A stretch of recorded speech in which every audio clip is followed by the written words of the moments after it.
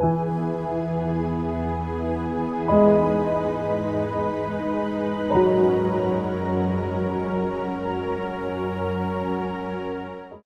కళ్ళు మూసుకున్నట్లయితే చిన్న ప్రార్థన చేసుకొని పాఠంలోనికి వెళ్దామండి. పరలోకమందున్న మా కన్న తండ్రి, నేటి దినాన్ని చూడక ఎంతో మంది మట్టికి మన్నైపోతున్నప్పటికిని అట్టి వారిలో మమ్మల్ని ఉంచక మీ అపారమైన ప్రేమ చేత మమ్మల్నందరినీ బ్రతికించి మాకంటూ ఈ దినాన్ని ఇచ్చిన విధానానికే వందనాలు తండ్రి. మీరిచ్చిన ఈ దినమున మీ మాటలు నేర్చుకునేటకు మాకిచ్చిన ఈ సమయానికే కృతజ్ఞతాస్థుతులు తెలియజేసుకుంటున్నాం తండ్రి. మరి ఎంతో ఆసక్తితో మీ పిల్లలైన మేమందరము కూడా ఇక్కడ కూడి ఉండగా నేర్చుకుంటున్నటువంటి మేము వినబడుతున్న ప్రతి మాటలను కేవలం వినేవారిగానే ఉంటూ మమ్మల్ని మేము మోసపుచ్చుకునే వారిగా ఉండక వాటిని మా హృదయాల్లో భద్రపరుచుకొని వాటి ప్రకారం కొంత మట్టుకైనా మీకు ఇష్టమైన పిల్లలుగా జీవించుటకు ఇకనైనా సహాయం దయచేస్తారని నమ్మొచ్చు. చెప్పబోతున్నటువంటి నాకు మంచి జ్ఞానాన్ని, జ్ఞాపకశక్తిని, తెలివిని దయచేసి వింటున్న మీ పిల్లలకు అర్థమయ్యే రీతిగా ఉండటకు సహాయం దయచేస్తారని నమ్ముచు ఈ చిన్ని ప్రార్థనలు త్వరలో మా అందరి కొరకు రాని ఉన్న యేసుక్రీస్తు వారి పేరిట అడిగి వేడుకొంచున్నాం తండ్రి.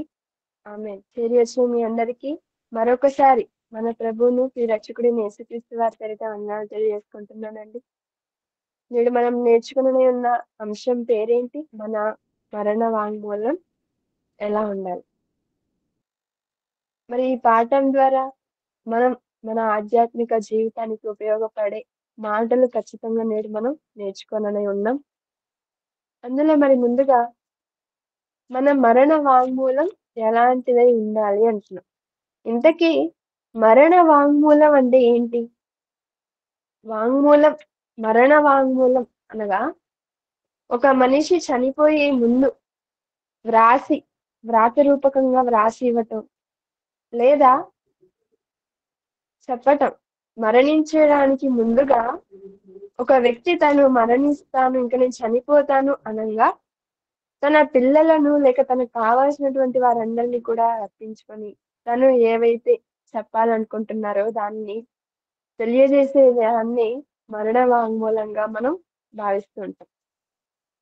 ఇక ప్రతి మనిషి ఇది కొందరికైనా పరిమితమా అంటే లేదు. మనందరం కూడా ఏదో ఒక రోజున మరణించి వెళ్ళేవారుగానే ఉంటాం. మనందరం కూడా ఏదో ఒక రోజు మరణించి వెళ్ళిపోవాలి కాబట్టి, వెళ్ళేవారము కాబట్టి నేడు మనం ఈ పాఠాన్ని నేర్చుకోగల అవసరం ఉన్నది. ఇక మనం ఎలా ఆలోచించినట్లయితే ప్రతి మనిషి కూడా మరణానికి వెళ్ళవలసిన వారే. మరణానికి ముందు చాలా మాటలు మాట్లాడుతూ ఉంటాం. అలా బైబిల్‌లో నుంచి మనం ఆలోచించినట్లయితే మరణించడానికి ముందు ఎవరైనా మరణ వాంగ్మూలం చేశారా? మరణించడానికి ముందు ఎవరైనా మనకు మార్గదర్శకంగా బైబిల్ అనగానే అన్ని విషయాలలో మనకు మార్గదర్శకులు ఉంటారు కదండీ! మంచికైనా, చెడుకైనా ఎవరికో ఒకదానికి. మరి రాజులు పరిపాలిస్తున్నప్పుడు ఇశ్రాయేలీయుల రాజులు, యూదా రాజులు పరిపాలిస్తున్నప్పుడు వారి కాలంలో చక్కగా రాజ్యాన్ని చక్కగా పరిపాలిస్తే వారిని దావీదులా పరిపాలించారు అంటారు.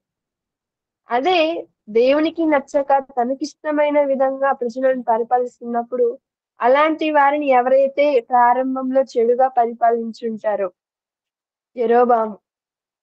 మరి అలాంటి ఇదిగో ఇతను కూడా తన పితరుడైన యెరోబాము ప్రకారంగా నడిచాను అంటారు. అనగా బైబిల్ అనగానే అన్ని విషయాలు మనకు ఇందులో పొందుపరిచి ఇచ్చారు దేవుడు. మరి నేటి దినాన మనం మరణ వాంగ్మూలం గురించి నేర్చుకుంటూనే ఉన్నాం. మరి దీని గురించి బైబిల్‌లో ఎక్కడైనా ఉందా? దేవుడు ఎవరి గురించైనా మనకు ముందుగా తెలియజేశారా ఇలాంటి విషయాల్లో అని మనం ఆలోచిస్తున్నప్పుడు ఉన్నారండి. చాలా మంది ఉన్నారు. మరి వారందరి గురించి మనకు ఆలోచించడానికి సమయం లేదు కాబట్టి కొంతమందిని మనం చూసుకొని ముగించుకుందాం. అందులో మొట్టమొదటిగా దావీదు గారు. దావీదు గారు అనగానే సామాన్యమైన వ్యక్తి కాదండి. అతను 40 సంవత్సరాలు ఐక్య సామ్రాజ్యాన్ని పరిపాలించిన మహారాజు.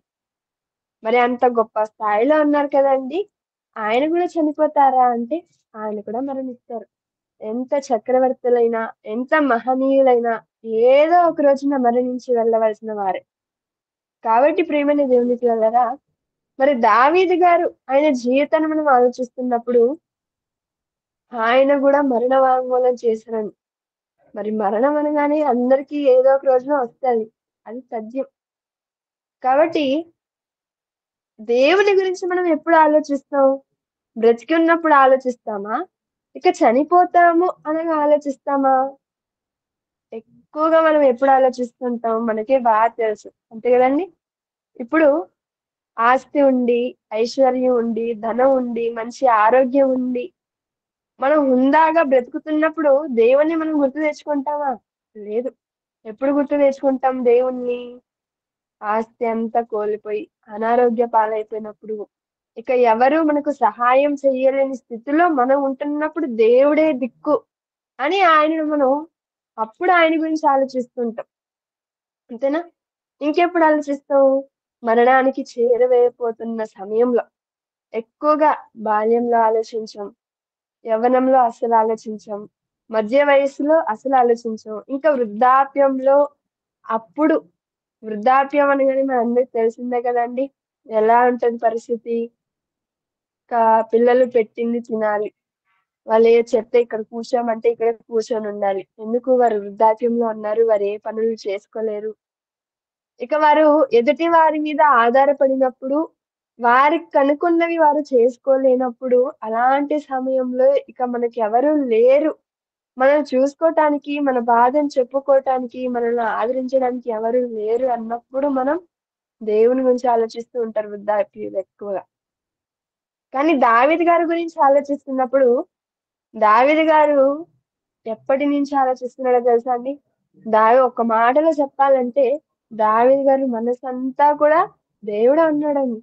దావీదు గారి గుండెల నిండా దేవుడే ఉన్నాడు. ఎలాగంటారా? మరి ఫిలిస్తీన్లతోను, ఇశ్రాయేలుతోను యుద్ధం జరుగుతున్నప్పుడు, ఆ ఫిలిస్తీన్లలో ఆజానుబాహుడైనటువంటి గొల్యాతు మరి దేవుణ్ణి నానా మాటలంటుంటే ఇశ్రాయేలీయులందరూ గూడా అలా నివృత్తిపోయి అలా చూస్తూ ఊరుకొని పోయారు. అంతేకాని ఎవరు కూడా ముందుకు వెళ్లి యుద్ధం చేయటానికి పూనుకోలేదు. మరి దావీదు గారు వచ్చారు, విన్నారు. ఇక ఆయన ఆగలేకపోయారు. ఎందుకు? వీడేంటి అసలు సున్నతి లేని ఈ ఫిలిష్తీయుడు మన దేవుణ్ణి అనడానికి అసలు వీడెంత అనేసి ఏ నోటితో అయితే దేవుణ్ణి దూషించాడో, దేవుణ్ణి తిట్టాడో ఆ నోరు మూ మూత పడిపోవాలి. అతడు లేకుండా వెళ్ళిపోవాలి అని దావీదు గారు అతని మీదకి వెళ్ళిపోయినట్టుగా చూస్తుంటాం.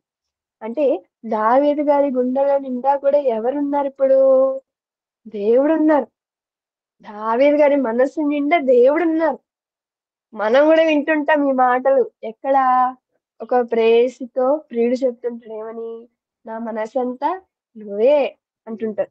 అలానే భార్యాభర్తల మధ్య, "ఇదిగో నా మనసంతా నా భార్య ఉందండి." ఇలాంటి మాటలు మనం వింటుంటామే కానీ, "నా మనసంతా దేవుడున్నాడండి" అని చెప్పేవాళ్ళు గాని, మనం వినేవాళ్ళం గాని ఎక్కడా కూడా లేదండి. కానీ నేడు మనం ఆలోచించాల్సిన విషయం ఏంటంటే, దావీదు గారు దేవుణ్ణి ఎప్పుడు ఇష్టపడ్డారు? అన్నీ ఉన్నప్పుడు కాదండి. ఏమీ లేనప్పుడు కూడా ఆయన దేవుణ్ణి ఇష్టపడ్డారు. దేవునిలోనే ఉన్నారు. మనం ఈ కాలంలో, ఈ సమాజంలో ఉంటున్నటువంటి మనం ఏమీ లేనప్పుడు, అన్నీ కోల్పోయినప్పుడు, ఏకాకిగా ఉన్నప్పుడు మనం దేవుడిని తలుచుకుంటామే కానీ, అందుకే చెప్పాడు బైబిల్‌లో ఒక మాట. నేడు అను సమయం ఉండగానే అన్ని చేయాలి. మరి యవ్వనంలో ఉన్నప్పుడు అంత సమయాన్ని వృధా చేసేసి, మధ్య వయసులో ఉన్నప్పుడు కష్టపడి, కుటుంబాన్ని పోషించాలని పరుగులు తీసి వృద్ధాప్యంకొచ్చేసరికి ఎవరు చూసుకోకపోగా, అప్పుడు దేవుని కొరకు బ్రతుకుతాను అనుకుంటే, అది చాలా పొరపాటండి. అందుకే నేడు అని సమయం ఉండగానే, మనం ఎప్పుడు దేవుణ్ణి నమ్ముకున్నామో, మనం ఎప్పుడు దేవుని మాటలు నేర్చుకుంటున్నామో, అప్పుడే మనం ఫిక్స్ అయిపోవాలి. ఇదిగో నేను చనిపోయేంత వరకు మనం ముందు ముందు మాటల్లో చూస్తుంటాం. ఆనాడు బ్రతికినటువంటి భక్తులు ఎలాంటి మాటలు మాట్లాడారో. ఇక్కడ దావీదు గారి గురించి ఆలోచిస్తున్నాం మొట్టమొదటిగా. మరి దావీదు గారు మరణ వాంగ్మూలం ఎవరికైనా ఇచ్చారా? ఇక ఆయన చివరి దినాలలో ఆయన తన కొడుకుని పిలిచాడండి. ఎవరు తన కొడుకును? సొలొమోన్ గారు. సొలొమోన్ గారిని పిలిచారు. ఇక సొలొమోన్ గారిని కూర్చోబెట్టుకొని ఇక ఆయన మాట్లాడలేదు. అంతేనా?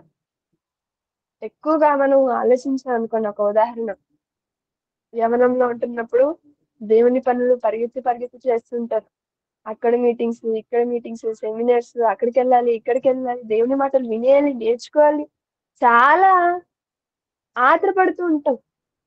కానీ ఎప్పుడైతే వివాహం చేసుకుంటారో దాని తర్వాత దేవుని పనిని కొద్ది కొద్దిగా తగ్గిపోతూ ఉంటారు. అలానే ఉద్యోగ విషయంలో కూడా అంతే. ఉద్యోగం వచ్చేంత వరకు దేవుని పని ఎక్కడుంది? దేవుని పని చెయ్యాలి, చెయ్యాలి, పట్టాలి అంటుంటాం. కానీ ఎప్పుడైతే ఉద్యోగం వచ్చేసిందో, "ఏవండీ మరి దేవుని పనికి రాలేదేంటండి?" అనగానే, "లేదన్నయ్య ఇదిగో ఉద్యోగం సెలవివ్వలేదు." మరి ఇన్ని కారణాలు చెబుతుంటాం. అదే లేనప్పుడు అప్పుడు మనం అర్థం జేసుకోవాలి. ఓహో! ఈరోజు వీరు దేవుని పనికి రాలేదు అంటే, వివాహం అయింది కారణంగా రాలేదు. ఉద్యోగం ఉంది కారణంగా వాళ్ళు రాలేదు. అంటే మనం నమ్ముకున్న దేవుడి గురించి మనం ఎంత ఆలోచించే వారిగా ఉంటున్నాం. అన్నీ ఉన్నప్పుడు కాదండి. ఏమీ లేనప్పుడు ఎలాగైతే మనం దేవుణ్ణి ఆనుకొని, హత్తుకొని ఉంటామో, ఉద్యోగం లేనప్పుడు, పెళ్లి చేసుకున్నప్పుడు మనం ఎంత ఉన్నతంగా దేవునిలో నమ్మకంగా ఉంటున్నామో, వివాహమైన తర్వాత కూడా, ఉద్యోగం చేసుకున్న తర్వాత కూడా ఎన్ని మార్పులు జరిగినా కూడా ఎప్పటికీ మనం మారిపోయే వారిగా ఉండకూడదు. ఎందుకంటే మన దేవుడు నమ్మదగిన దేవుడు. ఆయన నిన్న, నేడు, రేపు ఏకరీతిగా ఎలాగైతే ఆయన ఉంటున్నారో, ఆయన పిల్లలుగా చెప్పుకుంటున్న మనం కూడా ఎల్లప్పుడూ ఏకరీతిగానే ఉండాలి. మరి వివాహం జరిగిందని, ఉద్యోగం వచ్చిందని, పని ఉందని, ఇలా దేవుని పని మానేవారిగా మనం ఎప్పటికీ కూడా ఉండకూడదు. దావీదు గారి గురించి ఆలోచిస్తున్నప్పుడు, ఆయన వివాహానికి ముందు మాత్రమే దేవుడిని హత్తుకొని ఉన్నాడా అంటే లేదండి. మరి పెళ్లి వరకు ఉన్నాడా? లేదు. పెళ్ళైన తర్వాత వరకు కూడా ఉన్నాడు. ఎప్పటి వరకు దేవునిలో నమ్మకంగా ఉన్నాడు అంటే, ఆయన చచ్చేంత వరకు కూడా దేవునిలో ఆయన నమ్మకంగా ఉన్నాడు. అంటే దేవుని అంటి పెట్టుకొని ఉన్నాడండి. ఇక ఆయన తన మరణానికి చేరువైపోతున్నాడు. ఇక మరణానికి చేరువైపోతున్నారు అనగానే అందరూ పిలిపిచ్చేసుకుంటుంటారు గదండీ ఎక్కువగా. ఏవో మాట్లాడాలి అని, ఏవో చెప్పాలి అని. మరి క్రిందటి అందరూ గూడా చాలా వరకు ఆరాట పడిపోతూ ఉంటారు గదా! చనిపోతున్నారు అనగానే ఎక్కడ లేని వాళ్ళందరూ కూడా మనకి అక్కడే కనిపిస్తుంటారు. ఇప్పుడు మన ఇంట్లో ఏదైనా కార్యక్రమం పెట్టుకొని రండయ్యా, రండక్క, రండన్నయ్య మరి ఫంక్షన్ జరుగుతుంది, కార్యక్రమం పెట్టుకుందామంటే ఎక్కడండి? లేదు పిల్లలకి స్కూల్ ఉంది, ఆఫీస్ ఉంది, పని ఉంది, ప్రయాణం ఉంది. ఇలాంటి సాకులు చెప్పేవారుగా ఉంటాం. కానీ ఎప్పుడైతే మనం మరణించారు, పలానా వారు మరణించారు, అక్కడికి మనం వెళ్ళాలి అనగానే ఏ కారణం చెప్పకుండా మనం వెళ్ళిపోతాం. బ్రతికున్నప్పుడు రాంది చనిపోయిన తర్వాత వచ్చి మనల్ని చూస్తారంటండి. అంతేనా బ్రతికి ఉన్నప్పుడు ఎన్ని సార్లు పిలిచుండొచ్చు, ఎన్ని కార్యక్రమాలకు పిలిచుండొచ్చు. కానీ వాటి వేటికి మనం వెళ్ళం. మరణించారు అనంగానే వెళ్తాం. అలానే ఇంట్లో ఉన్న వాళ్ళు కూడా అంతే. ఇప్పుడు ఎవరినైనా పిల్లల్ని పిలిచామనుకోండి, దూరదేశంలో ఉంటూ ఉద్యోగం చేసుకునే వాళ్ళని, దూర ప్రాంతంలో ఉండి ఉద్యోగాలు చేసుకునే వాళ్ళని, పాపం తల్లిదండ్రులు పిలుస్తూ ఉంటారు. "అరే! మమ్మల్నొచ్చి చూసేసి ఎళ్ళండి. మిమ్మల్ని చూడాలని ఉంది రండి" అంటే, "ఆ! మాకు కుదరదు. మాకు టైం లేదు." ఎప్పుడు పోనీ అనారోగ్యంగా ఉన్నారు రండ్రా అంటే, బానే ఉన్నారు గదా! చనిపోలేదు గదా! ఎక్కువగా సిక్ అయినప్పుడు చెప్పండి. లేక హాస్పిటల్‌లో జాయిన్ అయినప్పుడు చెప్పండి. హాస్పిటల్‌లో డాక్టర్ ఇంగ రేపో మాపో పోతాడనంగా చెప్పండి. అప్పుడొస్తాము అంటారు. అప్పుడెందుకొస్తారండి? అప్పుడొచ్చి ఏం చేస్తారు? వచ్చి నాన్నగారే అనుకోండి కుటుంబంలో. ఇప్పుడు నాన్నగారు చనిపోబోతున్నారు అనే విషయం తెలుసుకున్న పిల్లలు ఎక్కడ ఉన్నా వచ్చి చుట్టూరు కూర్చొనేస్తారండి. ఎందుకు? ఎందుకు? ఆయన సంపాదించినవి ఎక్కడైనా దాచుంచితే, లేకపోతే ఆయన సంపాదించిన, ఆయన చేకూర్చిన ఆస్తిని మనకు పంచుతారేమో, ఆస్తి పంపకాలు పెడతారేమో, ఇలాంటి ఉద్దేశాలతో వచ్చేవాళ్ళు గూడా ఉండుంటారు. అలాంటి ఉద్దేశాలతో వచ్చినటువంటి వారికి, ఇప్పుడు ఆ తండ్రి నోరు తెరిచి, "ఇదిగో నాయనా, మీ అందరి కోసం నేను జీవించినప్పుడు కొన్ని కోట్ల రూపాయలు, ఒక రూ. 1,00,00,000 దాకా సంపాదించానురా.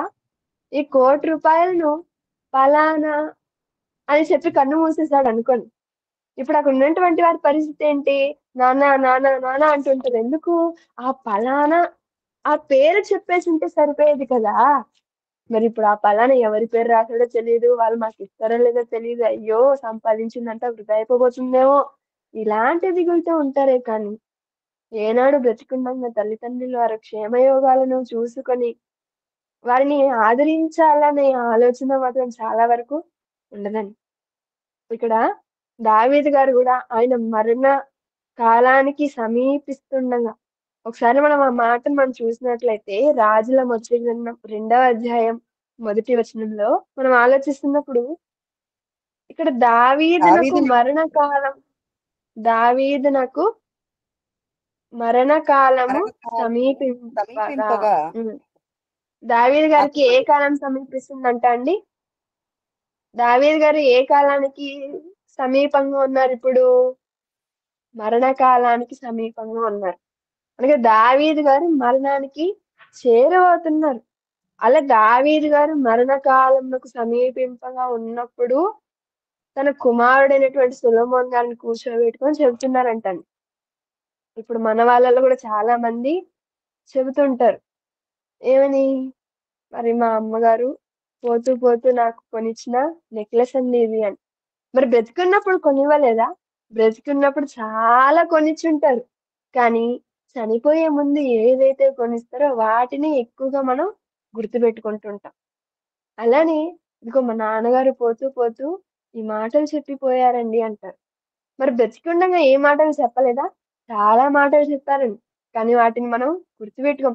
ఒక మనిషి చనిపోతుండగా చెబుతున్నటువంటి మాటలను, వారిస్తున్నటువంటి వస్తువులను మనం ఎలా గుర్తుపెట్టుకుంటామో, ఇక్కడ దావీదు గారు కూడా తన చివరి కాలమందు తన మరణకాలము సమీపముగా అతడు తన కుమారుడైన సొలొమోనుకు ఇలాగ ఆజ్ఞయిస్తున్నాడు. దావీదు గారు ఇక మరణానికి సమీపిస్తున్నారన్న విషయం ఆయనకు అర్థమైపోయింది.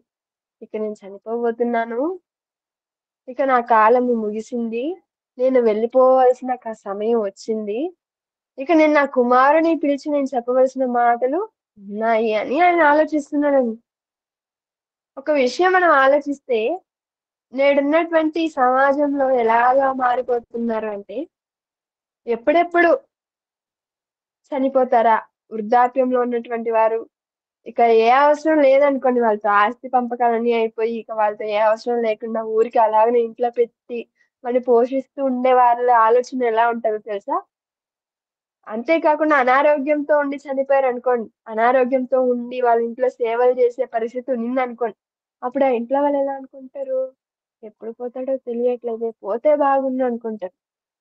అలాంటి సమయంలో ఒకానొక కాలం కొన్ని సంవత్సరాల కిందట వార్తలలో గూడా వచ్చిందండి ఈ విషయం. ఏమని? మరి ఒక వృద్ధురాలు, ఆ వృద్ధురాలు ఆమె ఇక చనిపోయిందని వాళ్ళ ఇంట్లో వాళ్ళందరూ చాలా మందికి కబురు పెట్టారు. వాళ్ళందరూ వచ్చేసారు. వచ్చినటువంటి వారు ఆ అవ్వకి స్నానం చేపిచ్చారట. ఆ అవ్వకి స్నానం చేపిచ్చి, ఆ అవ్వకి ఒక తైలకడ వేసి, మరి సాంబ్రాణిలు అవన్నీ పెట్టి, అన్నీ చేసి చివరికి పాడెని మోసుకుంటూ తీసుకొని వెళ్లి గోతిలో పెట్టి ఇక మట్టి పోస్తారు అనంగా అప్పుడు దగ్గిందంట అండి. ఒకవేళ ఆమె నిజంగా దగ్గకపోయింటే ఆమె పరిస్థితేంటి? మరి ఇప్పటి వరకు ఆ అవ్వ ఏం చేసిందంటే నిద్రలో ఉందన్నమాట. గాఢ నిద్రపోతూ ఉంది. మరి ఆ గాఢ నిద్రపోతున్నటువంటి ఆ అవ్వ చనిపోయిందనుకోని అందరూ వచ్చేసి, "ఇక ఎంతసేపండి? మాకు టైం అయిపోతుంది. ట్రైన్‌కి మేము వెళ్ళిపోవాలి. త్వరగా కానిచ్చేయండి కార్యక్రమాలు" అని స్టార్ట్ చేసేసి, చివరికి అలా తీసుకెళ్ళి ఆమె ఆ దగ్గగానే అందరూ ఉలిక్కిపడి, ఆనందపడి చివరికి ఇంటికి తీసుకొచ్చేసారంటండి.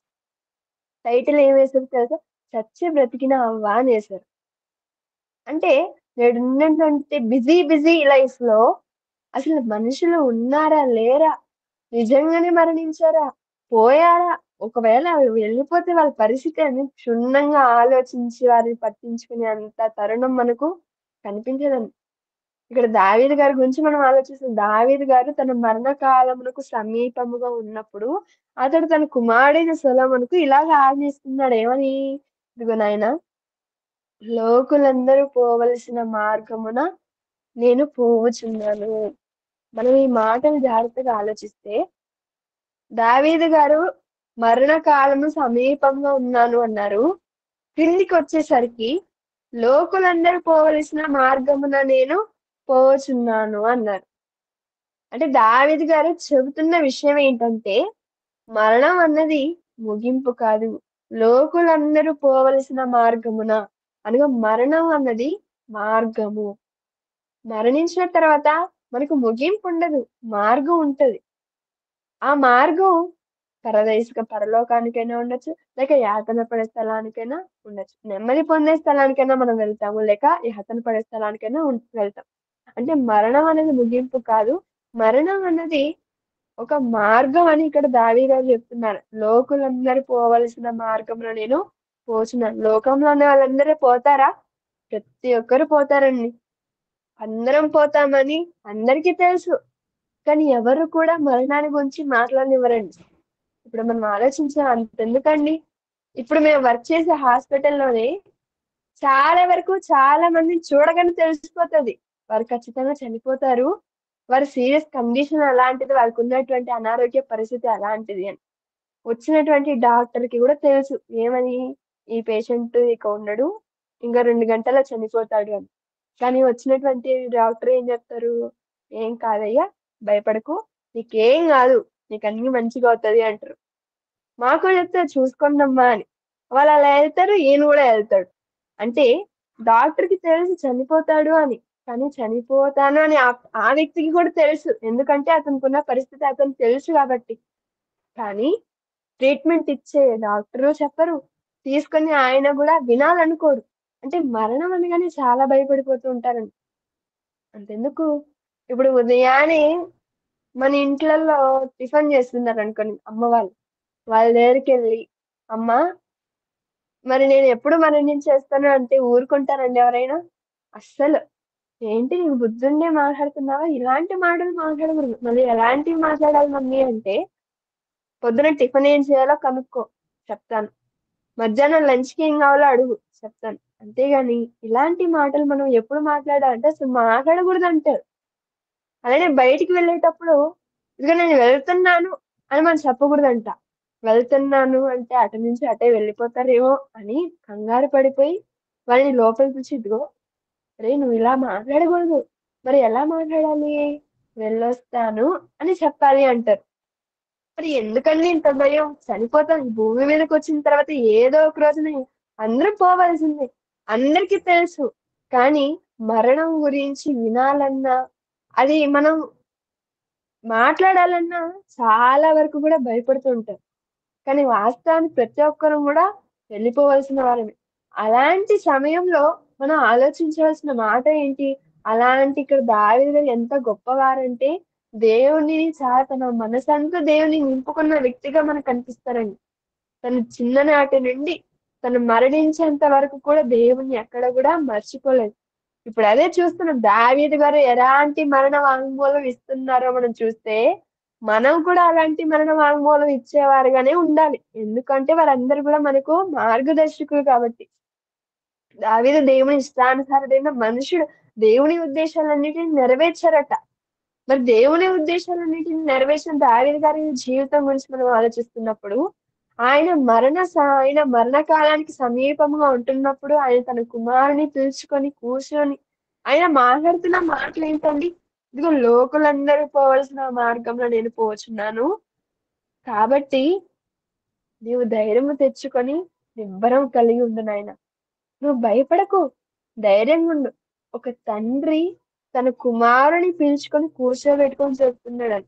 మనం ఏదో అలాగ వినేసుకుంటే, అలాగ చెప్పుకుంటే, చదువుకుంటే ఎళ్ళిపోతే మనకర్థం కాదు గానీ, ఒక కుమారుని ఒక వృద్ధాప్యంలో ఉంటున్నటువంటి తండ్రి తన కుమారుని పిలిచి కూర్చోబెట్టుకొని మరి నేను వెళ్ళిపోవాల్సిన టైం వచ్చిందిరా అంటే, ఆ కుమారుడు ఎంత దీనంగా, బాధగా చూస్తుంటాడండి తండ్రి కల్లా.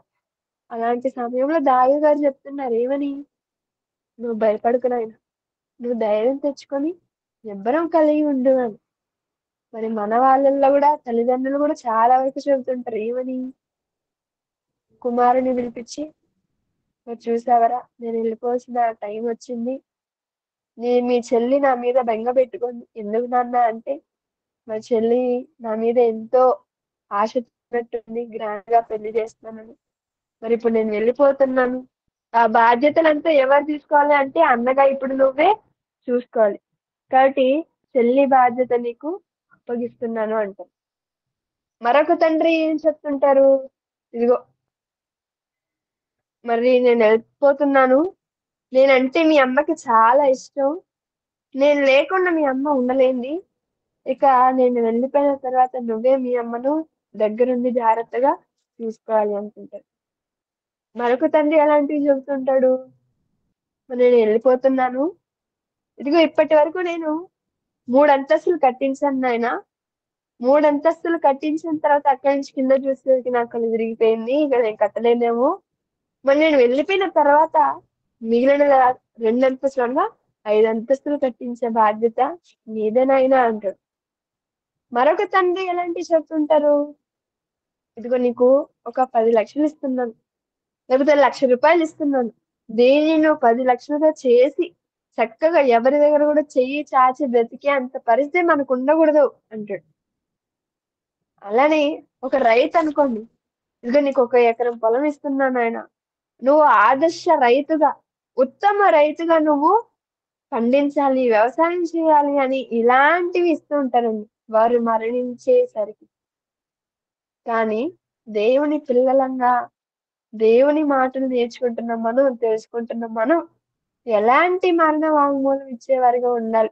ఇక్కడ దావీదు గారు ఎలాంటిది ఇస్తున్నారో మనకు అర్థమైతే, మనం ఎలాంటిది మరణ వాంగ్మూలం ఇవ్వాలని మనం కూడా నేర్చుకుంటాం. ఇక్కడ దావీదు గారు సొలొమోనుకి ఇస్తున్నటువంటి మరణ వాంగ్మూలం. ఒకసారి ఈ మాటలు మనం చదివినట్లయితే మొదటి రాజులు 2వ అధ్యాయం 1 నుండి 3 వచనాలను మనం చదివినట్లయితే దావీదునకు మరణకాలము సమీపింపగా అతడు తన కుమారుడైన సొలొమోనుకి ఇలాగ ఆజ్ఞ ఇచ్చెను. లోకులందరూ పోసిన మార్గంలో నేను పోతున్నాను కాబట్టి నువ్వు భయపడకు నాయనా, ధైర్యం తెచ్చుకొని నిబ్బరంగా ఉండు. ఇదిగో నీ దేవుడైన యెహోవా అప్పగించిన దానిని కాపాడి. ఏంటండి, దావీదు గారు ఏమో రాజు. మరి ఆయన చనిపోతూ ఇదిగో నువ్వు సింహాసనం మీద కూర్చొని పరిపాలించినా నా రాజ్యాన్ని నేను ఇన్ని సంపాదించాను, ఈ ఐశ్వర్యాలని నీకే అని చెబుతాడేమో అనుకున్నావు. కానీ ఇక్కడ దావీదు గారు ఏం చెప్తున్నారు? నీ దేవుడైన యెహోవా అప్పగించిన దానిని కాపాడి ఆయన మార్గములను అనుసరించిన యెడల నీవు ఏ పని పూనుకొనినను ఎక్కడ తిరిగినను అన్నిటిలో వివేకముగా నడుచుకో. దేవుడు అప్పగించిన వాటిలో నువ్వు ఎక్కడికి వెళ్ళినా ఏ పని చేసినా వివేకము కలిగి ఉండు నాయనా. ఇదిగో మోషే ధర్మశాస్త్రంలో మనకు కావాల్సినటువంటి మాటని ఏం చెప్తున్నారు ఇక్కడ? మోషే ధర్మశాస్త్రంలో వ్రాయబడి ఉన్న దేవుని కట్టడలను, ఆయన నియమించిన ధర్మశాస్త్రం అంతటిని, ఆయన న్యాయ విధులను, శాసనములను గైకొనుము. ఏంటండి, ఒక దావీదు ఆయన మహారాజు. ఆయన చనిపోతూ ఆయన కుమారుడికి ఇస్తున్నటువంటి వాంగ్మూలం ఏంటి? ఆస్తిపత్రాలా? లేదు. ఐశ్వర్యాలా? కాదు. మరి ఏం చెబుతున్నారు అంటే ఇదిగో మోషే ధర్మశాస్త్రాలు అన్నీ మనకు తెలుసు కదా. వాటిలో ఏది కూడా నువ్వు తప్పిపోకు. వాటన్నిటిని కూడా గైకొను. శాసనాలన్నిటినీ గైకొను. వివేకం కలిగి ఉండు. ఇలాంటి మాటలు చెప్పేవారిగా ఉంటున్నారండి. ఎంత గొప్పవారండి దావీదు గారు. కాబట్టి మనం దావీదు గారిని చూసి మనం ఏం నేర్చుకోవాలి? మనం ఏం నేర్పించాలి నేడున్నటువంటి తల్లిదండ్రులు పిల్లలకి అంటారా? దేవుని మాటలు. మరి 66 పుస్తకాలు మన చేతికిచ్చారు కదా. ఈ 66 పుస్తకాలలో దేవుడు ఎంత మహాజ్ఞానాన్ని దాచి ఉంచారో మనకు తెలుసు కదా. మరి జయశాల తాతయ్య గారే చెప్తారు. మరి ఈ మహాజ్ఞాన సముద్రంలో నాకు తెలిసింది ఒక నీటి బిందు అంత అని. ఆయనకే నీటి బిందు అంత తెలుసుంటే మరి మనకు తుంపరన తెలుసున్నా ఆ తుంపర తెలుసు అని చెప్పుకునే స్థితిలో ఉంటున్నామా మనం? మనం నేర్చుకుంటున్నాం. ప్రతిరోజు వింటున్నాం. ప్రతిరోజు నేర్చుకుంటున్నాం. ప్రతిరోజు చదువుతున్నాం. కానీ ఎంతవరకు మనం ఉపయోగిస్తున్నాం? అంతే కదండి. మాట వినేదానికన్నా మాట గైకొనేవారే కదా దేవునికి ఇష్టం. మాట అందరూ వింటారు. కానీ గైకొనేవారే దేవునికి ప్రియులు. ఇక్కడ దావీదు గారు తన కుమారుని దగ్గర కూర్చోబెట్టుకుని నాయనా నువ్వు ధర్మశాస్త్రంలో ఉన్నటువంటి విధులను, శాసనాలు అన్నింటినీ కూడా గైకొను అని చెబుతున్నారండి. ఇక ఇదే బైబిల్ నందు మనం ఆలోచిస్తుంటే రెండవదిగా యేసుక్రీస్తుల వారు కూడా మరణానికి ముందు శిష్యులకు వాంగ్మూలం ఇస్తున్నారు. ఎలాంటి వాంగ్మూలం యేసుక్రీస్తుల వారు తన శిష్యులకు చేశారో ఒకసారి యోహాను సువార్త 17వ అధ్యాయం 7వ వచనంలో మనం ఆలోచిస్తున్నప్పుడు నీవు నాకు అనుగ్రహించిన మాటలు నేను వారికి ఇచ్చి ఉన్నాను. వారు ఆ మాటలను అంగీకరించి నేను నీ యొద్ద నుండి బయలుదేరి వచ్చితినని నిజముగా ఎరిగి నీవు నన్ను పంపితివని నమ్మిరి కనుక నీవు నాకు అనుగ్రహించినవన్నీ నీ వలననే కలిగినవని వారిప్పుడు ఎరిగి ఉన్నారు. నేను వారి కొరకు ప్రార్థన చేయుచున్నాను.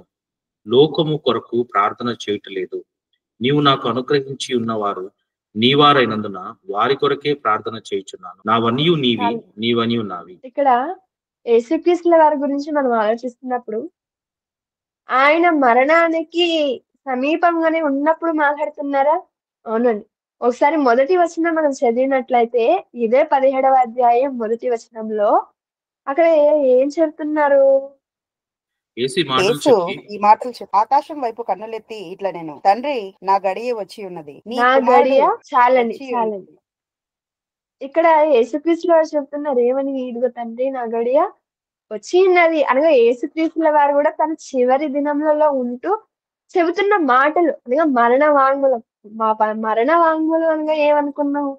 ఒక వ్యక్తి మరణించే ముందు తను ఏ మాటలనైతే తెలియపరుస్తారో తన మాట రూపకంగా గాని, వ్రాత రూపకంగా గాని ఇచ్చేదాన్నే వాంగ్మూలం అని మనం అనుకుంటే, ఇక్కడ యేసుక్రీస్తుల వారు కూడా తన చివరి గడియలలో, తన చివరి దినాలలో మరణానికి సమీపమున తన శిష్యులకు ఇస్తున్నటువంటి వాంగ్మూలం.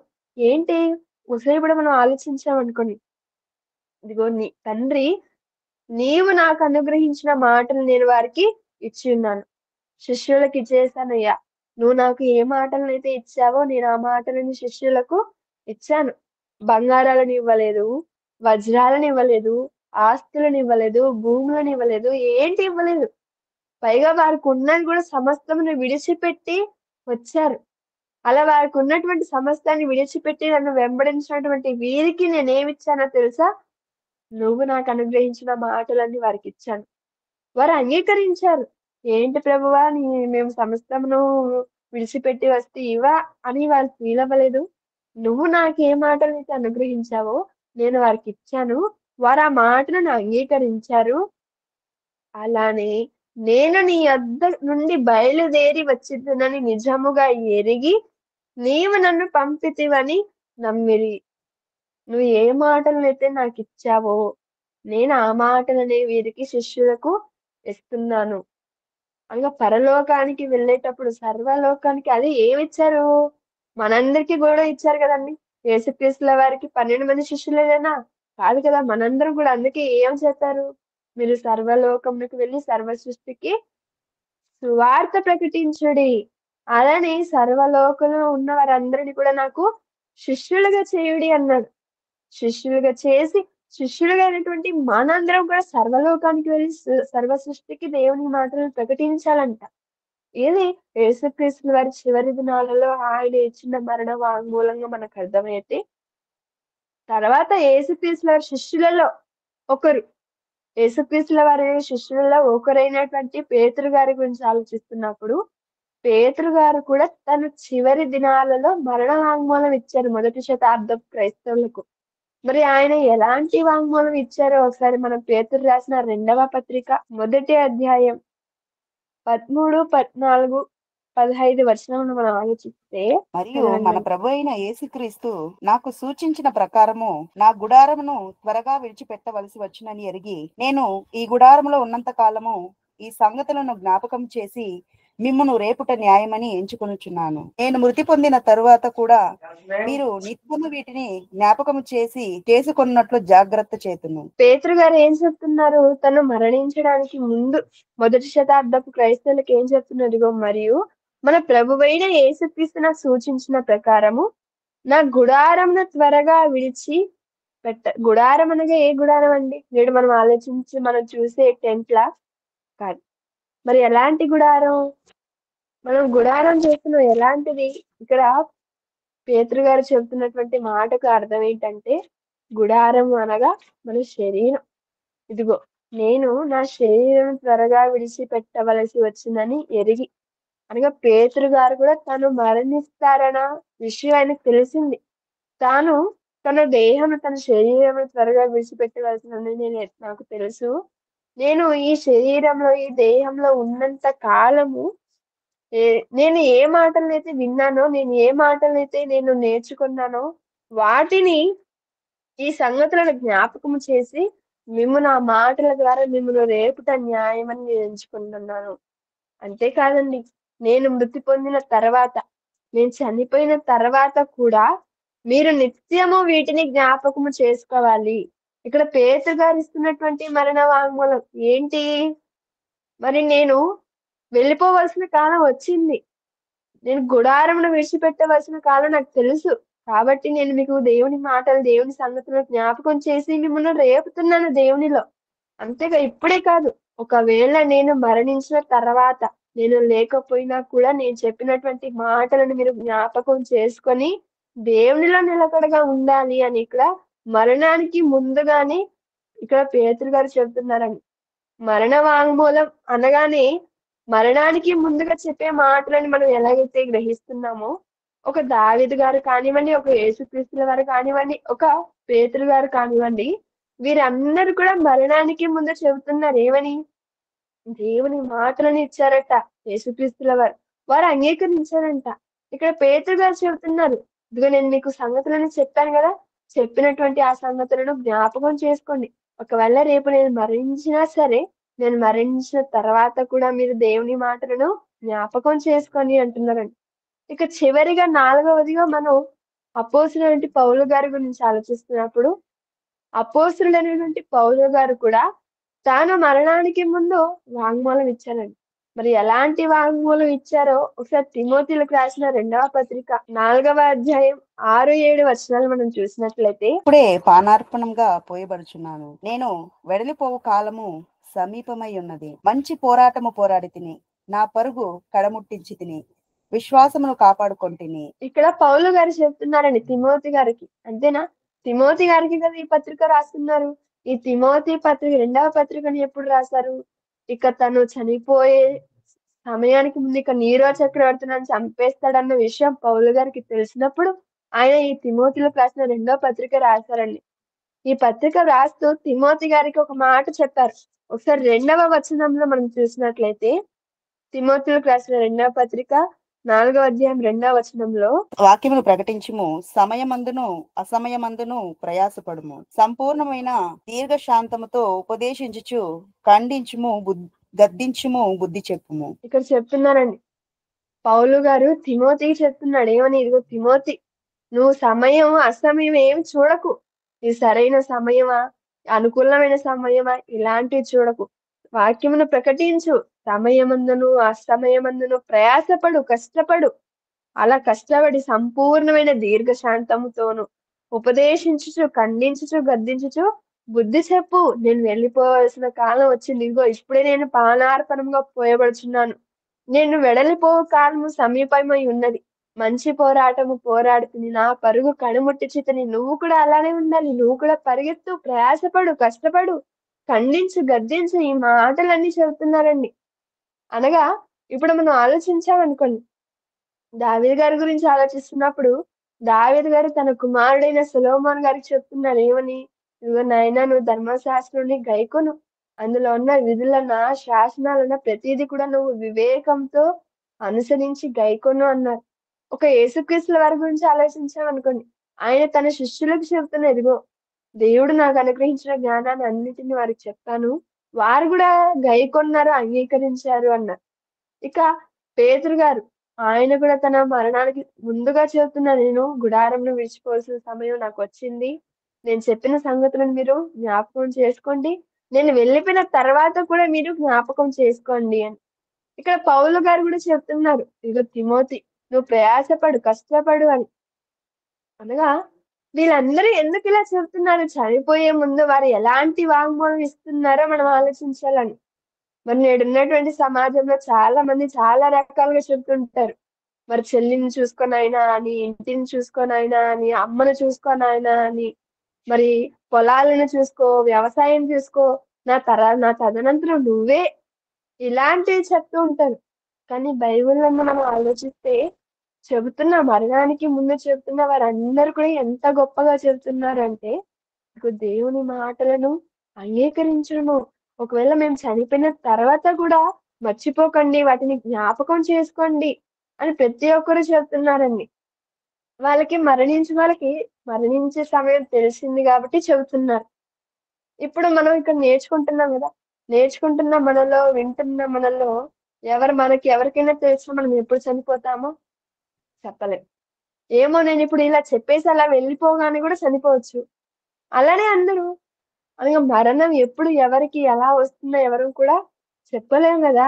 అందరూ ఆరోగ్యంగా ఉన్నంత మాత్రాన చనిపోరని గ్యారెంటీ ఉంటదండి? లేదు. మనందరికీ తెలుసు. మరి ఎవరు? పునీత్ రాజ్‌కుమార్. ఆయన చాలా మంచి జిమ్‌కెళ్ళేవారట.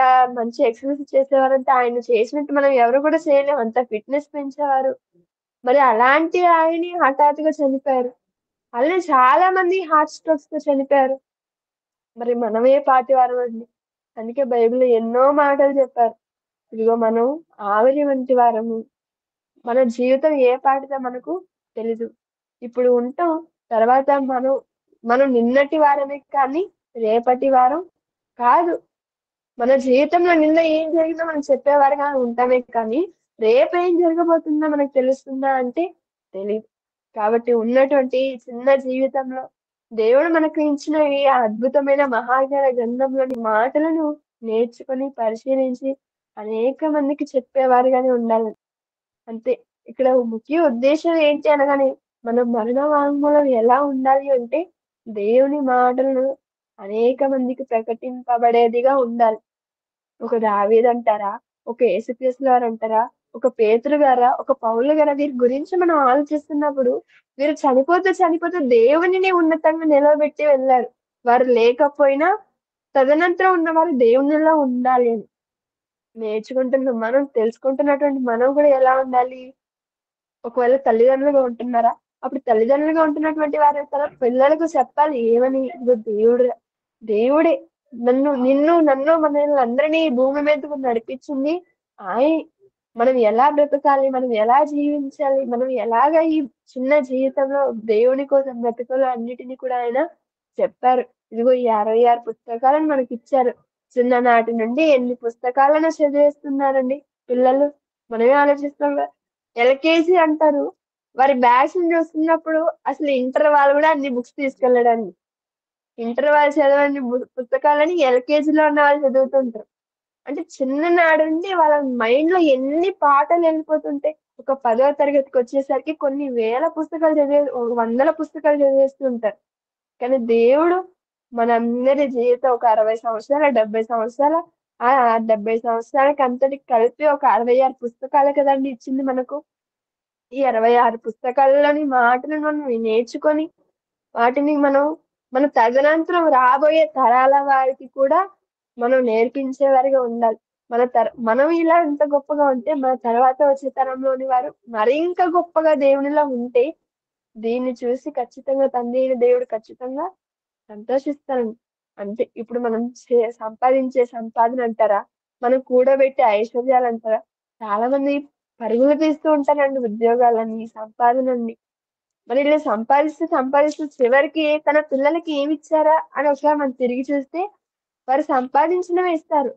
పోనీ వారు సంపాదించినవి వాళ్ళ పిల్లలేమైనా అలానే పెట్టుకుంటారా అంటే వాళ్ళ పిల్లలు కూడా ఏదో ఒక రోజున వెళ్ళిపోయేవారుగానే ఉంటారు గదా! మరలాంటప్పుడు ఎలాంటిది ఇవ్వాలి అన్నప్పుడు ఇదిగో దేవుని మహాజ్ఞాన గ్రంథంలోని మాటలు. ఈ తరతరాలకు కూడా ఎప్పటికీ నిలిచిపోతుంది, ఉండిపోతుంది.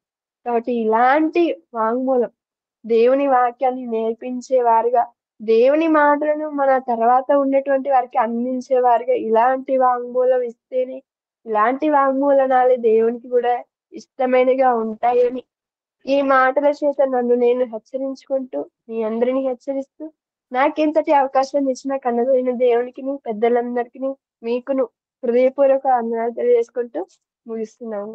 చిన్న ప్రార్థన చేసుకుందాం.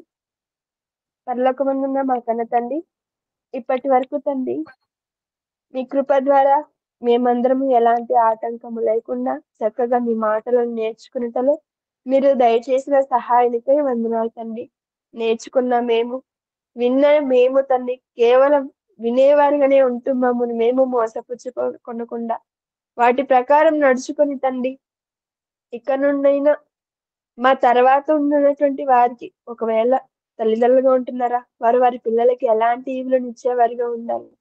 మేము సమాజానికి ఎలాంటివి ఇచ్చేవారుగా ఎలాంటివి పంచేవారిగా ఉండాలి నేర్చుకున్నాం మేము మా మరణ పర్యంతరం వరకు కూడా మిమ్మల్ని హెచ్చరించేవారిగానే ఉండుటకు సహాయం దయచేస్తారని నమ్ముతూ నేర్చుకున్న ఈ కొద్ది మాటలను మా హృదయంలో భద్రపరుచుకుంటకు మాకు కావాల్సిన జ్ఞానాన్ని తెలివిని దయచేస్తారని నమ్మొచ్చు. ఈ చిన్ని ప్రార్థనను త్వరలో మా అందరి కొరకు రానయ్యున్న యేసుక్రీస్తు వారి పేరిట అడిగి వేడుకొంచున్నాం తండ్రి. ఆమేన్.